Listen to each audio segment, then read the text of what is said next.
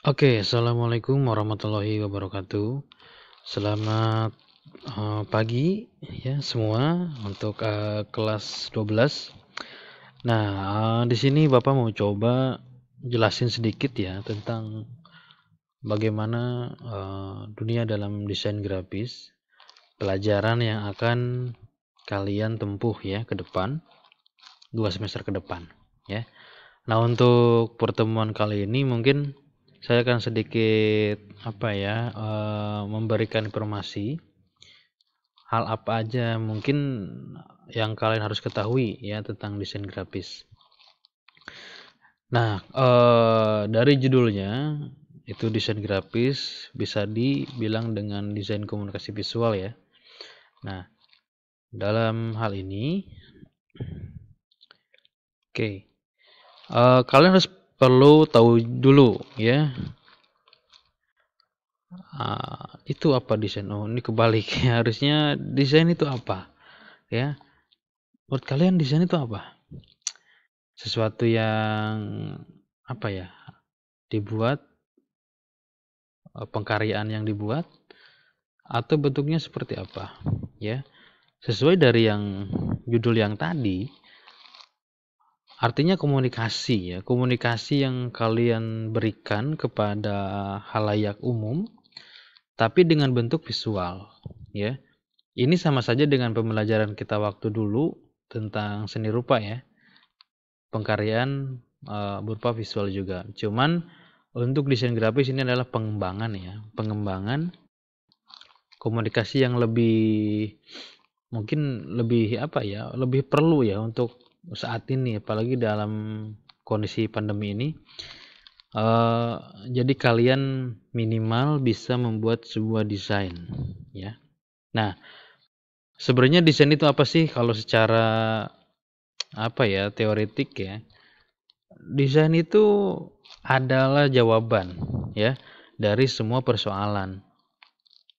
Contohnya kamu pengen minum tapi tidak tempat apa yang harus air bisa menampung air ya, yaitu dengan gelas. Nah, gelas itu adalah sebuah desain.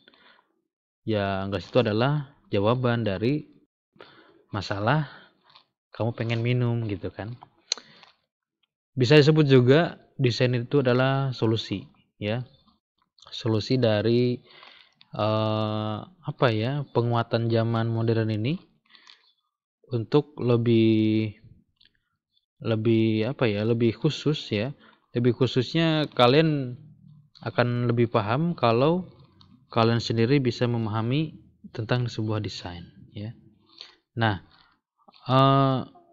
dari desain ini mungkin kalian juga bisa dengar ya dari kata DKV ya.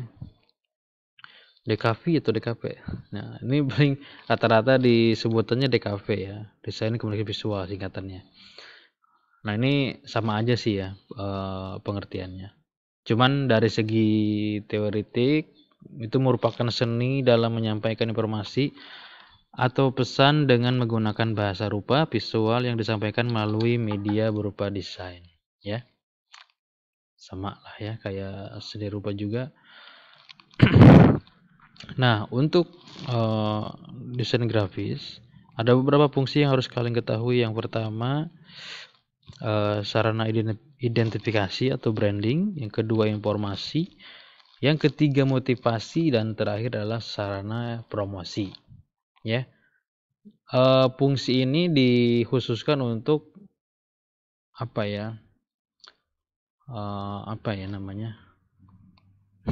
grogi banget ngomongnya. Pokoknya berfungsi lah ya untuk disampaikan fungsinya apa aja sih desain itu. Nah, kalau dari segi identifikasi atau branding itu apa? Dengan identiknya apa? Branding ya. Branding itu identiknya seperti logo lah atau watermark ya. Yang kedua, saran informasi yang udah kalian tahu lah ya, berbagai macam poster-poster yang bertebaran sarana motivasi juga termasuk juga, dan terakhir promosi. Nah, di sini ada sarana identifikasi atau branding, beberapa contoh brand yang ada di dunia ya, yang sangat terkenal khususnya. Nih seperti mana ya? Nih seperti Starbucks contohnya. Apakah kalian sudah tahu sejarah tentang Starbucks? Kenapa bentuknya begini? Atau mungkin dengan Amazon ada seperti bibir yang tersenyum, atau mungkin panah ke atas, atau mungkin tentang makna Adidas yang ada 3 tumpukan objek ini. Nah, itu nanti kita akan coba bahas ya, coba kita pelajari dari beberapa logo yang terkenal ya, karena ini mempunyai nilai sejarah dan historis ya. Jadi tidak seenaknya dewek ya, bikin aja, enggak gitu ya. Jadi beberapa faktor yang harus diperhatikan gitu ya. Nah, selanjutnya ini semacam desain promosi ya. Nah, desain promosi ini kalian sudah melihat ini banyak part yang dimasukkan dalam sebuah desain ini, seperti ada fotografinya ya, dengan gambar ayam ini ya. Terus ada minumannya, terus dari tulisannya kenapa kebanyakan itu warna merah ya, kuning, merah ya. Itu kalian harus ketahui dengan makna warna juga ya. Minimal kalian paham tentang sebuah warna. Kenapa sih kebanyakan di tempat-tempat makan itu kebanyakan dimunculkannya dengan warna merah atau warna kuning ya? Apakah membawa aura lapar ya? Nah, nanti kita akan pelajari lah. Selanjutnya ini ada unsur-unsur desain juga yang harus kalian ketahui. Sama lah kayak di unsur seni rupa ya. Seperti garis, bentuk, tekstur, gelap terang, ukuran, sama warna. Nah, tapi dalam unsur desain ini, garis, bentuk, tekstur, gelap, ukuran, warna ini akan berhubungannya dengan editing ya. Jadi editing objek sesuatu. Jadi apa yang pas untuk sebuah desain ya, gelapnya, ukuran teksturnya gimana, bentuknya gimana, garisnya gimana, warnanya gimana ya, tentu akan beda ya dengan pengertian dari unsur seni rupa yang kemarin. Nah, kalau unsur desain ini kalian lebih memunculkan sebuah ide yang kekinian lah kali ya, dengan melihat beberapa referensi yang sudah ada. Selanjutnya ada prinsip desain. Yang pertama, keseimbangan atau balance, irama, ritme, penekanan, dominasi atau emphasis, dan terakhir adalah kesatuan atau unity. Nah, dalam keseimbangan atau balance ya, itu perlu banget ya dikuasain sama kalian ya. Karena keseimbangan atau balance ini merupakan prinsip dalam komposisi yang menghindari kesan berat sebelah atas atau bidang atau ruang yang diisi dengan unsur desain. Maksudnya apa sih kok berat sebelah gitu ya? Nah, kita coba lihat contohnya. Nah, dari sini, ini kan satu bidang poster lah ya. Nah, ini itu seakan dalam sebuah poster itu, kalau kalian pasti menimbang-nimbang dulu nggak sih, ini kok kayaknya ada yang kurang gitu ya. Nah, dalam prinsipnya dalam desain itu ada yang balance ini ya. Jadi kalian harus menyeimbangkan antara sisi satu, sisi dua ini. Satu ini, dua ini harus berseimbangkan ya. Apa aja yang komponen yang kalian masukkan dari sini? Contohnya dari ini ada tipografinya, ada ilustrasi di sini, ada tipografi lagi dengan warna yang simple. Di sini ada lagi kayak tipografi dengan, kalau di sini dengan foto ya, tapi dengan objek yang sama melingkar seperti ini. ya. Terus ada tipografi lagi. Ini adalah balance ya. Jadi terlihat seimbang meskipun dengan dua objek yang berbeda ya. Dua komponen desain yang berbeda. Sama juga di sini ya. Nah, ini sama juga ada tipografinya, ada fotografinya juga. Nah, ini bisa diakalin dengan huruf C yang besar ini. Ini salah satu ngebalance ya, biar satu desain ini tidak berat sebelah atau terlihat sama seimbang gitu ya. Kurang lebih seperti itu. Selanjutnya adalah ada irama. Irama adalah pembuatan desain dengan prinsip pengulangan atau variasi dari komponen-komponen desain grafis. Prinsip pengulangan atau variasi dari komponen desain grafis. Jadi prinsipnya kalau irama itu adalah pengulangan, ya.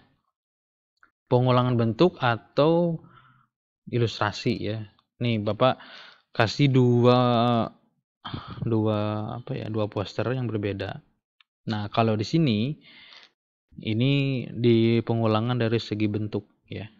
Ini kan seperti cerobong asap ya. Ini asapnya tapi ngebentuk wajah manusia gitu ya. Nah, kalau di sini pengulangannya dari bentuk kotak ya, atau dari permainan warna dengan dibalut dengan beberapa tipografi. Tapi dengan apa? Kalau irama itu kan karena pengulangan ya, jadi tetap kalian harus melihatnya tetap seimbang ya. Tetap harus memperhatikan keseimbangannya juga. Jadi nggak asal juga ya, harus gitu. Aduh, baterai lagi. Bentar dulu. Terus selanjutnya bentar lagi lah.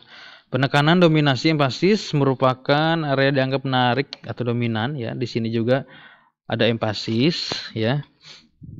Jadi dalam satu poster ini contohnya ya, kalian perhatikan part mana yang dianggap menjadi satu penting, komponen pentingnya ya. Ini contohnya dalam ilustrasi itu ya. Ada ilustrasi yang dipentingkan atau diempasiskan ya, atau dimunculkan, contohnya dari beberapa payung ini ya. Nah, ini ada payung yang warnanya beda dari yang lain ya. Ini empasis. Jadi ada penonjolan, dominasi. Kalau di sini ada beberapa ilustrasi dari daun dan satu ada kapal apa ini? Apollo ya kali. Nah, ini menjadi empasis ya. Ya, menjadi empasis dari satu desain poster ini gitu. Jadi mana yang ditonjolkan? Yang penting ada tonjolannya di situ yang ditampilkan. Yang terakhir adalah kesatuan unity ya.